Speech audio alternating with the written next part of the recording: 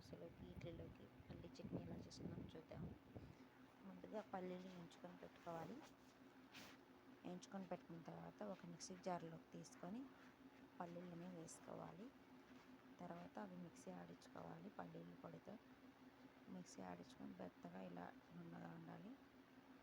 చూడండి ఇలా మెత్తగా ఉంది. మిక్సీ ఆడించుకున్న తర్వాత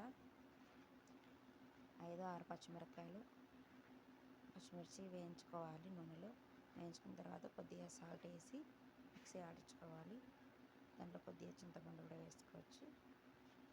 తర్వాత మిక్సీ ఆడించిన తర్వాత కొద్దిగా వాటర్ వేసి మళ్ళీ మూత పెట్టి మిక్సీ ఆడించుకోవాలి. చూడండి ఎలా వచ్చిందో. మిక్సీ ఆడించుకున్న తర్వాత ఇలా మెత్తగా వచ్చింది.